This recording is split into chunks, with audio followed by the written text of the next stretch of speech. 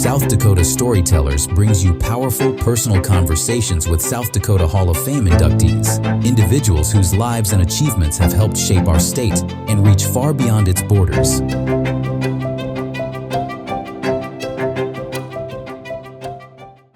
I'm Angela Kennecke, a 2021 South Dakota Hall of Fame inductee, and today we are bringing you the South Dakota Storyteller series, where we're highlighting inductees to the South Dakota Hall of Fame for their incredible achievements. Of course, they have so many, but we're also talking about the challenges that all of the inductees have faced and how they've overcome them.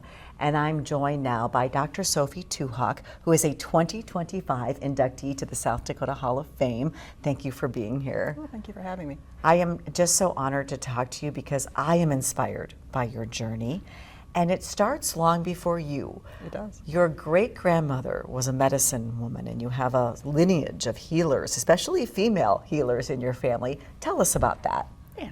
So in the Lakota culture, actually, we look at healing, or Wichosany, as a balance. Wichosany. Wichosany, yes. Mm-hmm. So it's a balance of, our physical being, our mental being, and our spiritual being. And in our culture, most of the time, the women were the ones that were kind of keeper of the herbal types of medicines, so more of the physical types of healing. And my great-grandmother Sophie, was her English name, but her Indian name was also Cedar Woman, or Hante Hanapiwa. So she was the Cedar Woman before me, but her great-grandmother before her was also named Cedar Woman and was also a medicine woman, a healer. And so that legacy has come down through the generations in my family. So my mother was actually a medical technologist and actually wanted to be a physician. So she saw that as well. You're fulfilling your mother's dreams and I potentials. am. Yeah. Yes. Yeah. Cedar Woman. Can you say that for me in Lakota and tell me more about what that means and what it means to you personally? Mm-hmm. So the name I was given is Hante Hanapiwi, which means cedar woman coming up out of the ground. So what that means to me is that I was that next generation, the one that was coming up behind. And in our culture, one of the things that we always try to do is to look ahead. What can we do to make sure things are better for the next generations? And we try to look ahead to the 7th generation down the road.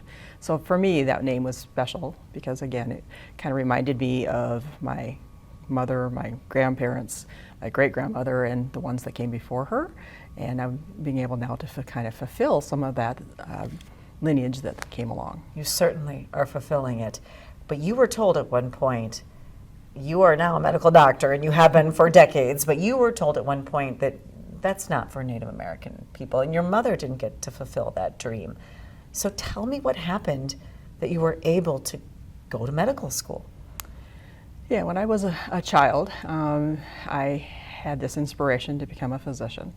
And I did tell some of my teachers that's what I wanted to do. And it was in some of our reservation schools. And basically they said, most Native women, that's not a good field. You're not going to be able to make it. You won't be able to do it. So why don't you just think about becoming maybe like a licensed practical nurse, not even a registered nurse, but a licensed practical nurse. And that was something that they encouraged me, but thankfully, my parents, like I said, my mother had wanted to be a physician and hadn't been able to fulfill her dream and encouraged me to fulfill mine. And so in between the encouragement of my parents and many of the other teachers that I had through my lifetime, I was able to go on and make it into medical school. Yes, the first Native American to graduate from medical school in South Dakota. Not just the first Native American woman, but the first Native American. That is incredible to me. Can you tell me, at 23, and you were so young, you must have just breezed through school. So I graduated high school at 16. Since I knew what I wanted to do, I went ahead and kind of just took the classes that I needed to do. And it wasn't that I took easy classes. I took calculus and physics and in high school, and some of them were dual credits, so they gave me some extra credits so that when I did go to college, I already started with credits ahead of time. I was able to CLEP out or test out of some of the basic requirements that you needed for college. And so I was actually then able to get my undergraduate degree at a young age of 19. And then, of course, medical school, you can't get through any faster than 4 years. So it took me until I was 23 to get through medical school. But yeah, I just knew what I wanted to do. So I worked hard to make sure that I was getting the sciences and the math background that I needed in order to be able to go through medical school. I was actually valedictorian of my high school class at Sioux City West. So In Sioux City? In Sioux City. So that's where we lived, and that's where I graduated high school from. When I applied to medical schools, I actually got accepted at several different medical schools, but when I was accepted at USD, it was, my dad had gone to USD, I lived close to there, and it was like, this is really where I wanted to go, and so that's where I went and was able to graduate a little bit early. That's amazing. You obviously valued, your family valued education. Yes. Your dad valued, and you moved around quite a bit as a kid too, right? Did that Yes. help you be able to succeed in medical school? I think so. It, helped me to see different parts of the country, to meet different people.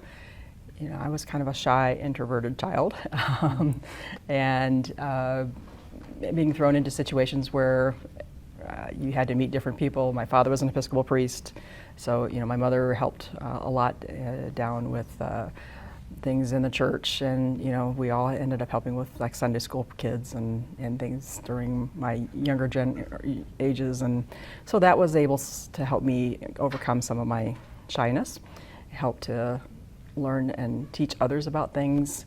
And by moving around, you just got to see so many different things and experience different things, and I really think that helped me a lot through my years.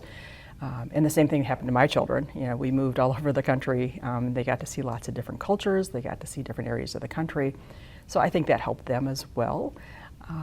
Because it's hard, I think, sometimes if you don't see anything different or new. Right, and so you that don't can be learn as scary much. to go out. I had a similar experience growing up, moving every 2 or 3 years. I think it forced you to be more outgoing, right? I think Forced it does, you to. it does. And to be okay with new situations, really.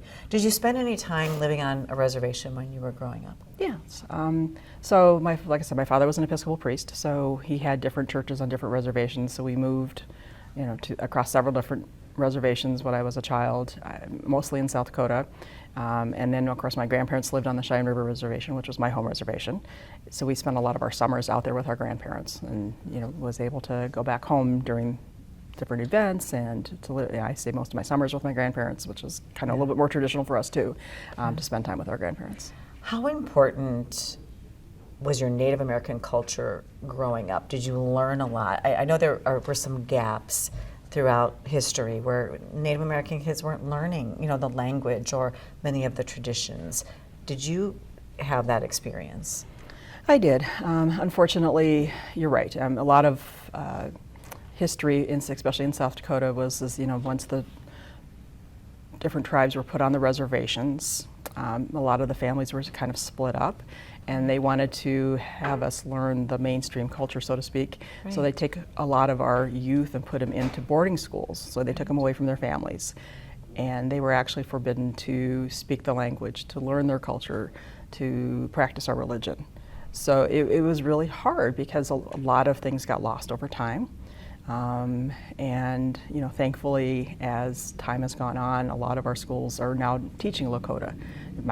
Both of my daughters in grade school and in middle school learned Lakota, which I thought was wonderful because I only picked up bits and pieces from my mother and my grandparents. Usually they spoke it when they didn't want us to know what they were talking about, but we picked those things up a little bit. And then the culture improved, and I think we're starting to learn more. The spiritual aspect, though, unfortunately, wasn't something that was readily available to be taught until about 1978, because that's when the Religious Freedom Act got approved, so we actually legally couldn't practice our religion until 1978. Wow. I didn't know that. Mm-hmm. And so how important is it for you, because you've had to balance being in the Western world, going to medical school and working in big hospitals and all of these things. How important is it to you to balance your culture and the spiritual healing in your culture with Western medicine practices? It's gotten a lot easier, actually. When I started medical school, it's kind of like medicine was. You learned about patient illnesses, you learned about the medications that you used to treat that one illness or several illnesses, and then gave it to the patient, and that's kind of how you treated them, and didn't take in the bigger picture. Yeah. And like I said, for us, Wet'suwet'en is that bigger picture, putting everything into balance. So, bringing that with me and seeing how medicine has changed over the last 4 decades, we are now realizing how important it is for that balance in order for somebody to be healthy. The mind-body connection, the spiritual connections, right? And so now medical students learn that connection, and they actually, my husband and I participate in a spirituality and medicine course that USD School of Medicine gives every year in the spring to bring that connection together and show students how important that is to understand the perspective of your patient and their healing. Right. You were a trailblazer, the first to graduate from medical school as a Native American in the state, and you talk about students. What do you want to pass along to young people? What do you want young people to learn from you and your experiences? You know, I think going along in my career and looking back at teaching, part of what I try to instill in students, in residents, is to, again, listen to your patient. You know, I get a lot of patients who come to see me because they've been to lots of different physicians, and they're trying to find a physician that will listen. Because how can you feel that you're validated in the concerns that you have with your health if somebody doesn't listen? So listening to your patients, trying to be compassionate, put yourself in their shoes. You know, because a lot of times in medicine, you know, we'll write that prescription out and say, here, you know, you go home, fill this, and this is what you need to do to get better. But if you don't understand where the patient's coming from and some of the hardships they might be facing, they may not get better. For example, one of the things that we often do for wound care is, you know, you got to go home, you got to wash the wound a couple of times a day and put, you know, new dressings on it. Well, if you have a patient going home and they don't even have running water, which can happen on reservations in South Dakota. It definitely has. So how can you help them get better if you don't understand where they come from? So that's something that I always encourage students and residents to do, is whatever community you end up in, go out in the community, learn more about the people, learn how they live, and make sure that they have a better understanding so that they can help that patient get better. So, you know, listening, being compassionate, being patient, because especially a lot of our older people, a lot of our patients who come from different backgrounds, you know, sometimes have to think a little bit about their answers, and sometimes in medicine, you know, we ask these open-ended questions so we can learn more about a patient. But if we don't give them enough time to answer it, because physicians are busy. That's They're right. busy, You know, right? You get your 15-minute slots, and Right. you got to try to get through. So, you know, sometimes taking that little extra time, making sure that you're listening to the patient, makes a huge difference in their lives. You mentioned, you know, sometimes the lack of running water can be a reality on South Dakota reservations. Let's talk about the disparities for Native American people when it comes to health care and dealing with some of these issues. And you've been on the front lines of that. I think especially, I think about Todd County being rated one of the worst in the nation for maternal survival and infant survival. And you worked there on Rosebud, and you were able to make a really big impact. Can you, I know this is a long story, but can you sum it up for us, some of the things that you saw, the disparities that you've seen, and what you've helped to correct? Yeah, so the disparities are definitely there. I mean, it's hard because when you look back and you look at statistical information, you can see that life expectancy, for example, among Native Americans for many, many decades was much lower. I mean, we were living maybe in the 50s and 60s, whereas Caucasians were more in the 70s. And things slowly were seeming like they were getting better until COVID hit. And then we started to see also increasing issues with substance abuse on our reservations. And then because of that, we saw more suicide risks. And actually at Rosebud, when I was there, we had the highest suicide rate in the world between 18 and 25-year-old men. And you know, again, part of it is because of the healthcare disparities. You know, there's not enough money that's out there for Indian Health Service. The money that comes for Indian Health Service is from the President's discretionary funds. So every year they have to go and justify it, and most years they kind of got a flatline budget, which with medical economics, The and cost of inflammation care goes way up. has gone up, and so it really decreased the amount of money that was spent. And there's not very many providers that are out there available. And in South Dakota, we have almost 50% of our counties have what we would call a mental health desert. There's not mental health providers in those counties to see patients. So that has made a huge problem in order to be able to help people get it better. So the disparities are definitely out there, but then you look at the economic disparities. You know, there's 85% unemployment. 2 of our counties in South Dakota have the highest unemployment rates in the whole country. We also have housing issues. for example, the Rosebud needed at least 2,000 more houses in order to be able to house everybody. So you have multiple families living in the same house. So when you get an infectious disease like COVID, you have much more people affected than if they were all living in their own homes. And then if you don't have running water, if you have roads that are impassable in the wintertime, it just makes for a recipe for disaster. And you are just one person, one doctor, and when you were working at the hospital in Rosebud, you were able to make a difference, though. Tell me about that. Well, the differences that we made were because we came together as a team. It wasn't just me. There was lots of people working together to say, what can we do to improve things? How can we reach out to others? What do we need to do to educate not only the public out there, but our own people on how to get better? And we also knew that bringing outside people wasn't always the answer, because they didn't know our culture. They didn't understand some of the nuances. So making sure that they understood that when they did come to work with us, but also what could we do to home grow our own healthcare providers, whether it be nurses, respiratory therapists, lab people, any of those types of people that work in a hospital. That was going to make the difference in the long run. Getting some of our own people through school, having them come back and work, because it's more likely you're going to stay in a community that you were raised in, that you grew up in and feel comfortable in, than somebody who came just to help for a while and then left. But you were able to make a dent in the number of infant deaths and things like that. Tell me about that, the outcome that you saw. So, we definitely did a lot of campaigns. We also knew that that was during a time where we were seeing a lot of SIDS deaths.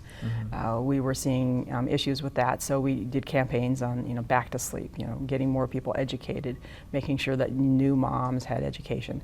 But the other thing we also looked at was, looking at how babies were fed, for example. So one of the initiatives that Indian Health Service was looking at, and we actually decided as a facility, as a group of people, was to try to improve breastfeeding rates, because we knew that we had lower infant mortality rates if healthier people were for breastfed. the baby, right? Healthier for the baby. We actually had lower obesity rates, which go on later in life to affect almost everything. Right. So by being able to implement what we call a baby-friendly hospital, we were able to improve breastfeeding rates, which in the long term will impact healthcare.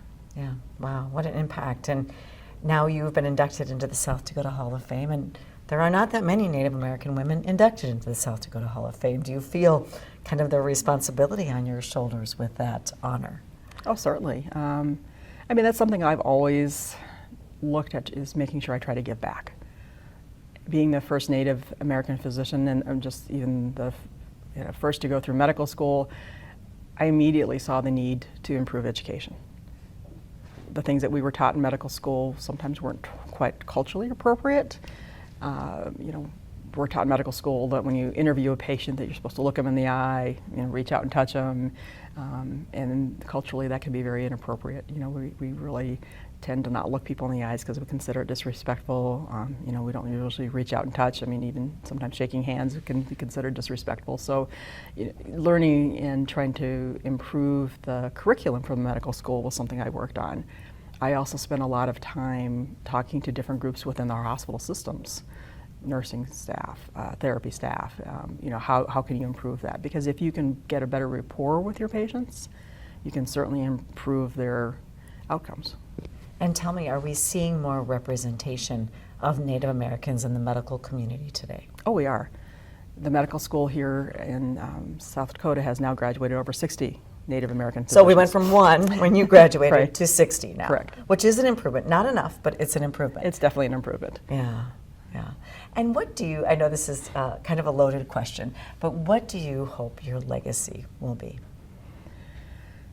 That's always like you said, a loaded question. Yeah.